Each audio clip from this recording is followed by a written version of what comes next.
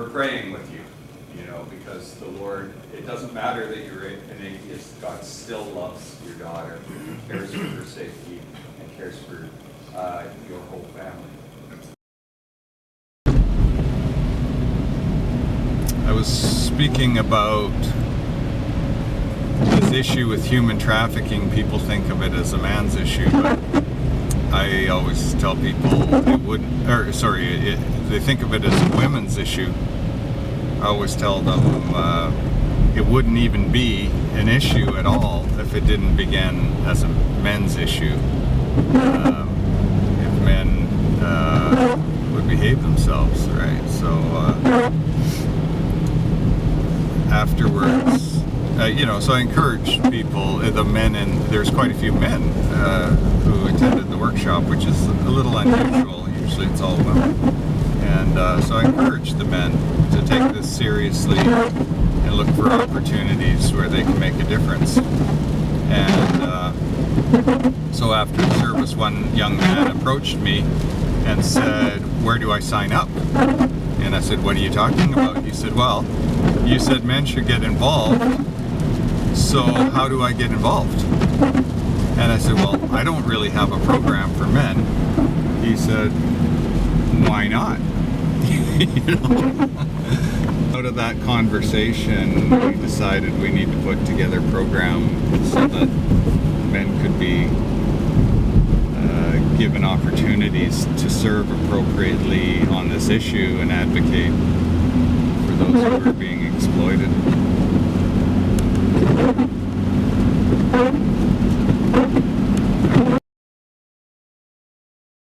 The Canadian government was under our Conservative Party. They had a pretty good team, and they put through new prostitution laws that made it illegal to buy sex. They had a pretty good team, and they put through new prostitution laws that made it illegal to buy sex. Okay. Before that, it was not a crime. Now it is. But it has to go to the provinces for the provinces to actually decide, are we going to enforce the law? Are we going to tell our crown attorneys that this is important? Okay. Right? And if the crown attorneys are told that we don't want to enforce this law, then the crown attorneys tell the police, don't bother, because we don't want this coming our way. We're not going to help you. We're not going to work with you on this stuff. So the police are going like, hey, we know what the problem is. We want to get these guys so that the human trafficking starts to go away. But our provincial government, which is liberal, says no, everybody should have the freedom to do what they want. But what it does, it's hypocritical, because it takes away the freedom of vulnerable kids who get trafficked in the industry. But they won't listen. They never listen. These young people, they have survived so much violence. They are so tough, and people who claim to be doing rescues usually don't have the bravery that these young people have. And they might wait down the block in their car and hope the young person shows up, and then drive them away and help them find where they can live. But should we call that a rescue? I mean, rescue seems like you went and broke down the door and fought off the pimps and took the young person away. And nobody's doing that. So nobody even does what I do. I go into dangerous situations on occasion, and I'll take somebody with me, right? But no, there's organizations calling it rescues when they tell a person, "Oh, hail a cab," and when when you come over, we'll pay the $20 to the cabbie. And is that a rescue? I don't know.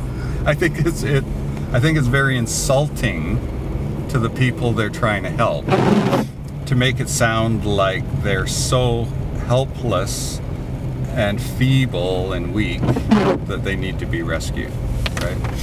They need some support. So we provide transitional support for young women, and we don't do rescues.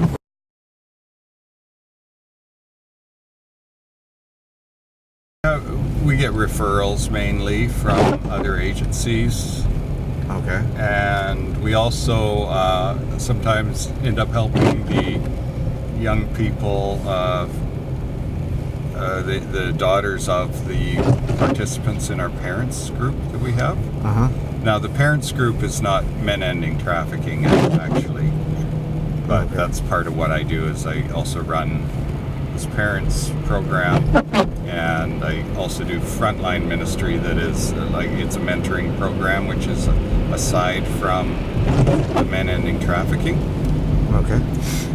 So, but they all interconnect, right? So when I say Men Ending Trafficking played a role, that's true because I am Men Ending Trafficking, but I also wear two other hats.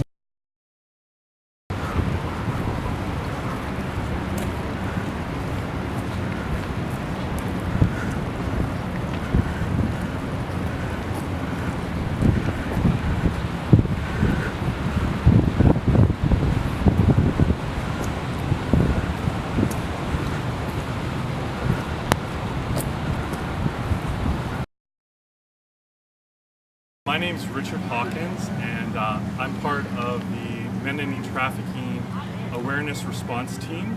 I'm a father of 3 children and deals with a lot of awareness, infographics, website development for us.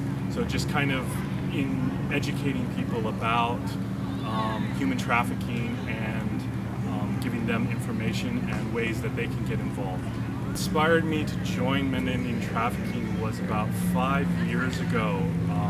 I had a personal part of the family was actually part of human trafficking. It was on my wife's side of the family, and I got exposed to human trafficking in a real raw and powerful way. One of the person who was being human trafficked actually passed away, and it was a shock to a lot of the family. And I wanted to know more about what human trafficking was all about. It was just such a shock to me that this even existed in Canada. And so I decided to look into it. I started watching documentaries and looking into those things. And one day I met John Castles, who's the head of Men Ending Trafficking, and he and I actually put together a conference on human trafficking, and we were able to educate the local community on it.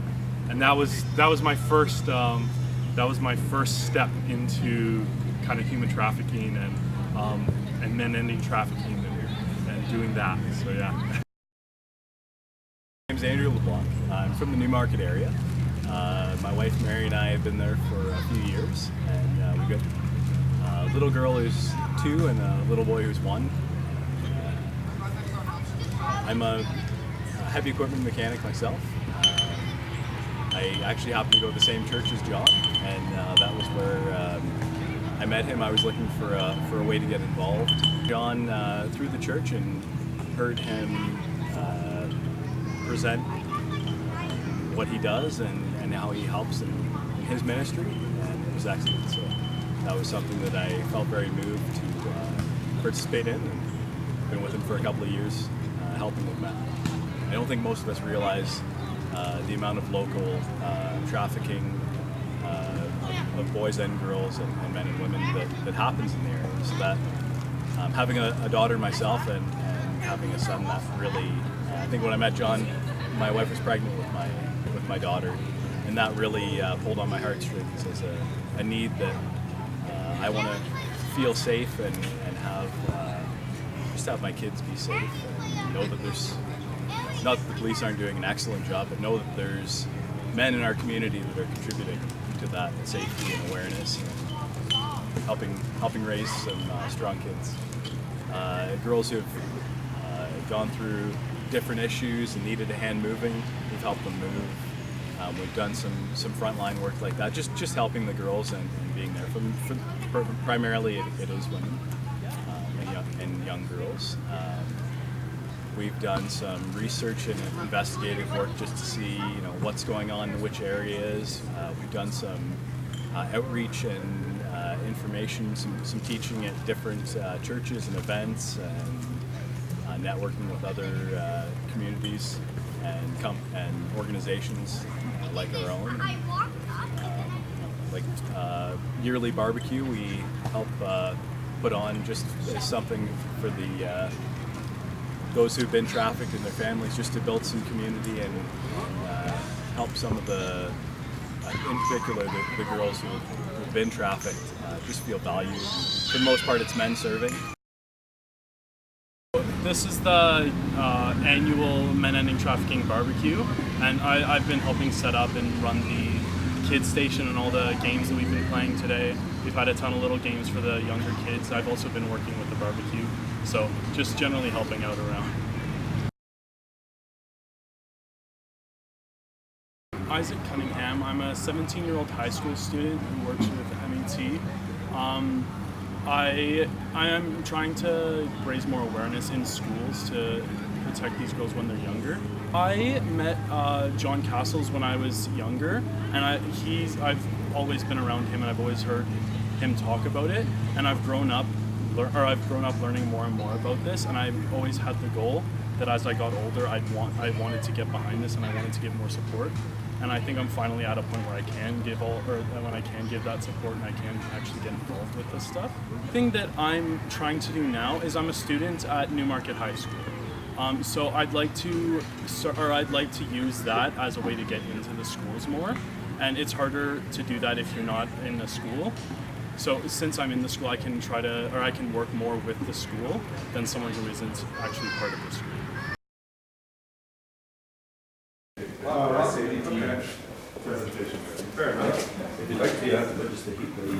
The average age that a young person will begin to be exploited in the sex industry. But it's not. Susan, who is the mom in the house, is being called to testify as well. And so that, the case in New... Maybe 22. I can't keep track of them. I've been working longer with her than you have, and I've lost track. But she's a great young lady. And her situation doesn't deal with... We'll discuss them. Is that okay? Do you have an update, John? Yes. Awesome. That's good. The victim's testimony can't be recorded properly, so that would be a big problem. So in the last few years, and the victim is the first person to go on the stand, and they're not there, as we've already said, a bench warrant for their arrest will be issued. And then they're going to be cross-examined by the accused. And that can take an hour, or it can take days. It depends. Preliminary hearings and trials, there are testimonial aids that are quite often used that help the victims and help the witnesses when they're testifying. Because the courts have now sort of sent the parent or a victim witness assistant program person who will be up there and can sit near or close to them where they're testifying. Playing the video and having the victim adopt the video is a testimonial aid, and what they've started to do, and a friend of mine who does human trafficking cases says that they're starting to. Hi everyone, my name is Ashley Ann Constable. I currently work for Western Union as a learning and development specialist. Probably a couple years ago when, the Lord had really put it on my heart and a huge conviction and made me think, or I felt, I don't want to come to the end of my life and, be confronted with the Lord and he says, oh, actually you missed the point of your life. You missed what I built you for. And that sort of started my journey with working with John because, I was praying a lot and asking for guidance about, God, like where do you want me, what do you want me to do? What is my life supposed to be for? And through a lot of prayer, through a lot of, sort of revelations along the way, it's led me to helping women who are exploited through trafficking. And I was now looking to see who in the GTA can I get connected with in order to help women out of trafficking or in what ways that I can. John's name came up, and so I met with him and I wanted to tell him, I'm really passionate about this type of a ministry, but I'm just not sure how to use my skill sets. And so he, after hearing a little bit about his ministry and he heard about what I did, we were able to find a place now where I use my training skill sets and educating skill sets to educate his volunteers when it comes to helping out, court support training through his men ending trafficking ministry. I also help give people an overview of what his ministry does if they're wanting to be volunteers for him. So I've started to use my training abilities in that way.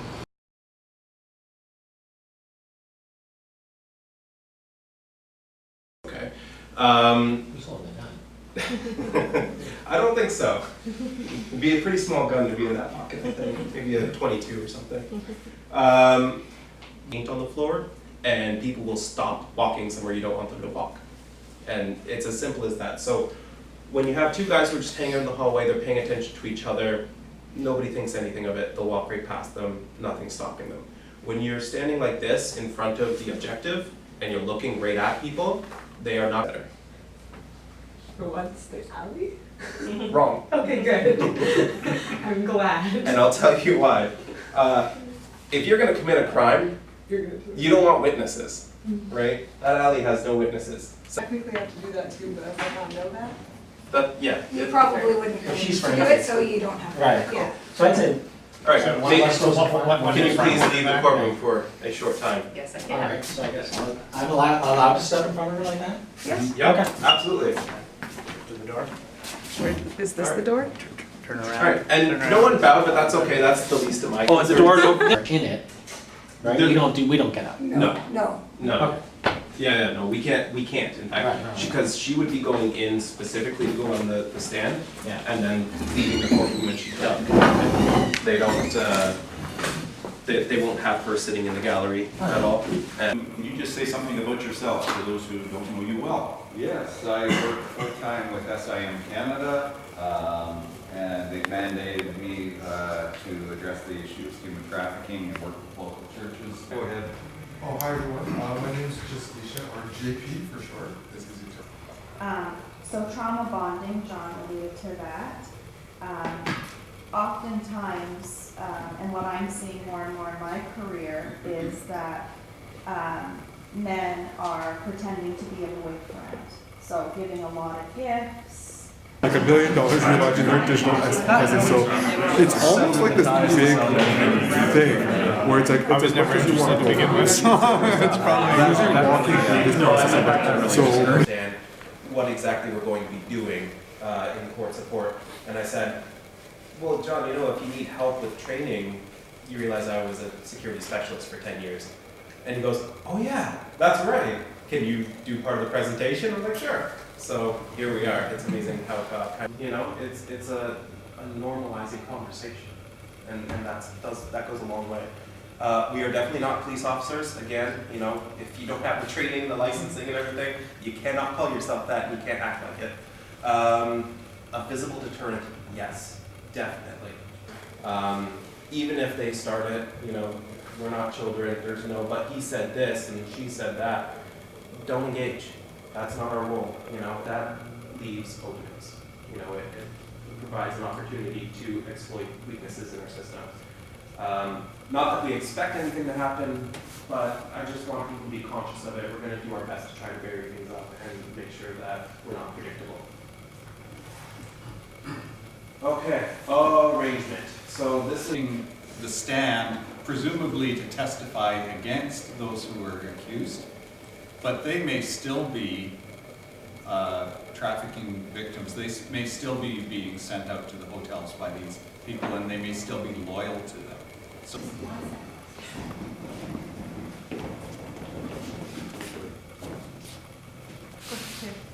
Except for the guy with the camera.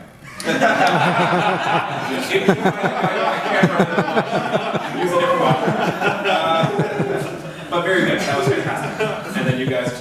How dare you?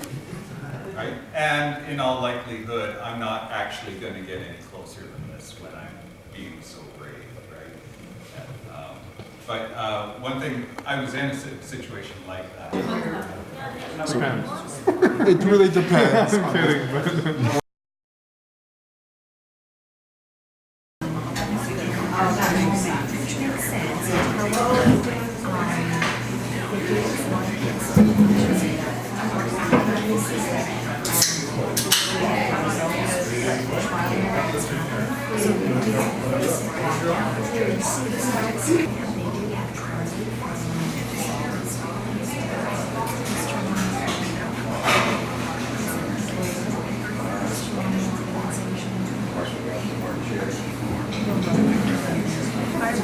It's just a like feed farm, so just like grow soybeans, yeah.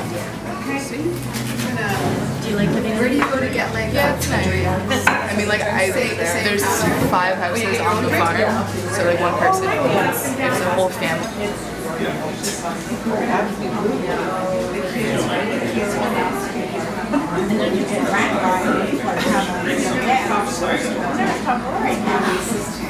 Yeah, he had some young crowd with him. That's good.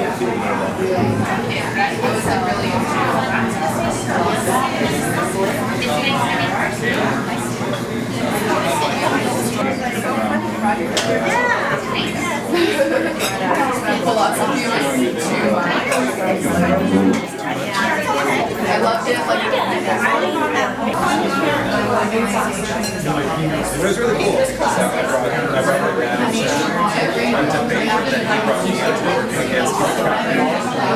You know, we're going to push each other to do bigger